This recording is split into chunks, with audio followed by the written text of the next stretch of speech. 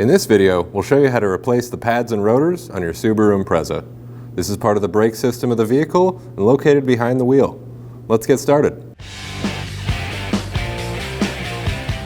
We can go ahead and remove the lug nuts with a 19mm.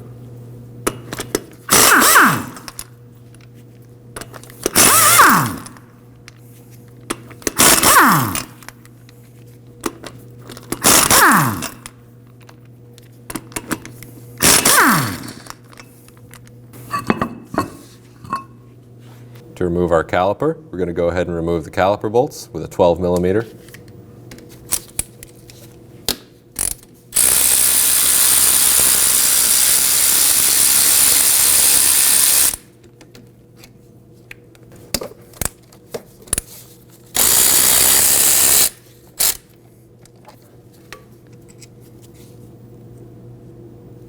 Now we can go ahead and pull the caliper body off.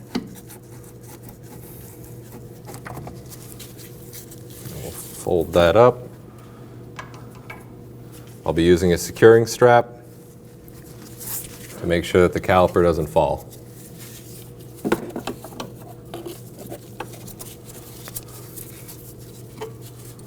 To get to the top bracket bolt, we're going to use a 17mm wrench.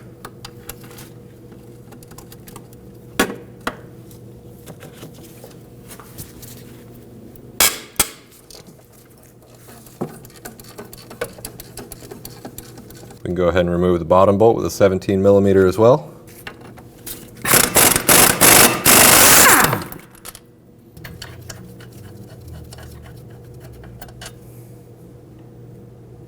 And we can go ahead and remove our caliper bracket. We can go ahead and remove our brake rotor.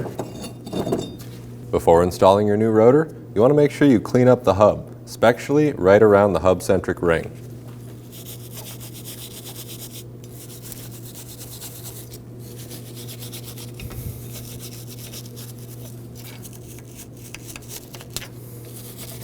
We're going to apply a small amount of anti-seize to the hub-centric ring of the hub.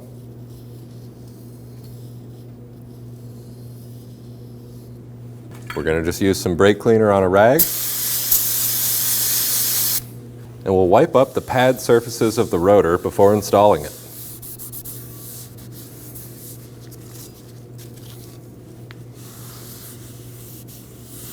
Now we can go ahead and install our rotor. You can use a large nut or a set of washers and one of the vehicle's lug nuts to hold the rotor flat to the hub. We need to clean up our bracket before we can reinstall it. We'll just pop our shims off. You can use a flathead screwdriver to do this.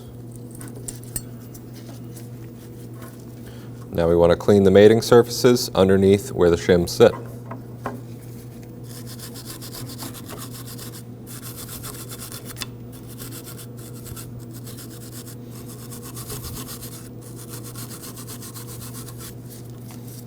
We'll do the same on the other side. Our bracket is damaged, so we are going to have to replace this. Now we're going to prepare our bracket to go in. We want to lube the slide pins. Wipe any old grease off them.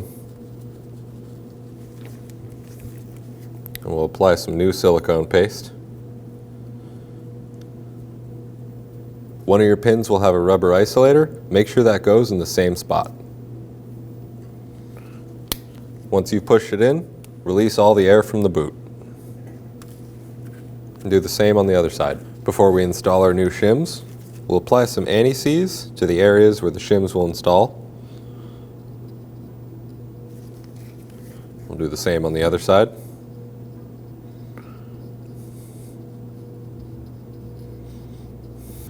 You always want to check to make sure that your shims are either the same or if they have any differences where they may go on the bracket. These ones are identical.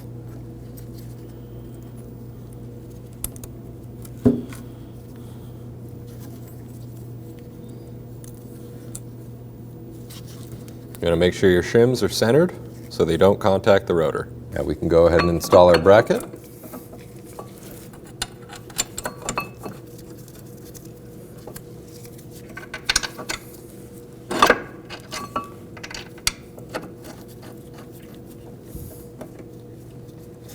And we can snug down our hardware. The upper bracket bolt is difficult to get to because of the strut bolt, so it's best to use a wrench. Now we can torque both our bracket bolts to 58 foot-pounds.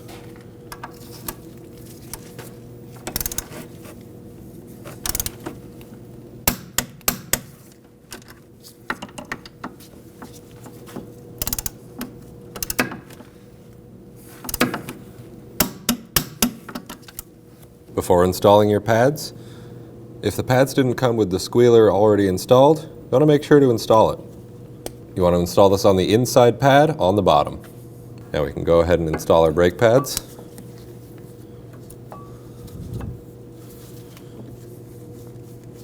We can release the caliper from our securing strap.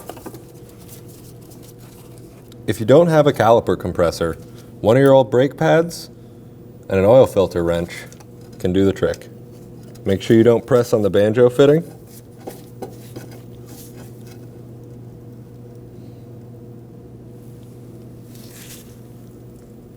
Now we can go ahead and install our caliper body to the bracket.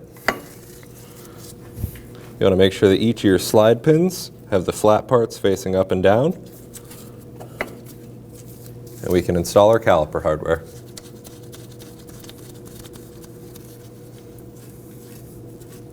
Now we'll go ahead and torque these to 31 foot-pounds.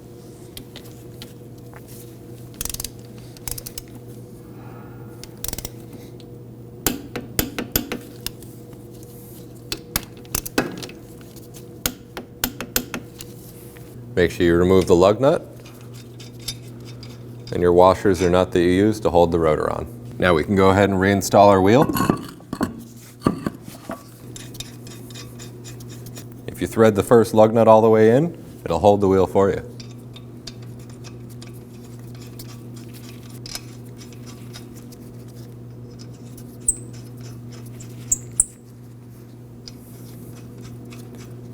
We'll go ahead and snug those down.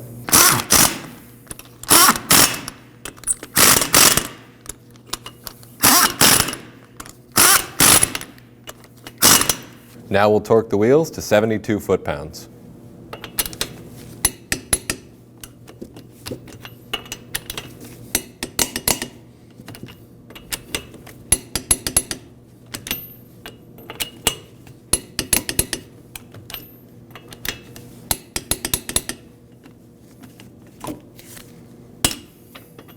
Make sure you pump up the brake pedal and it's nice and firm, and then take it for a road test and make sure you don't hear any strange noises or feel anything odd. When only the best will do, demand TRQ. The only company that lets you view before you do. TRQ is committed to offering the highest quality aftermarket auto parts that are engineered for peace of mind. Thanks for using and viewing with TRQ.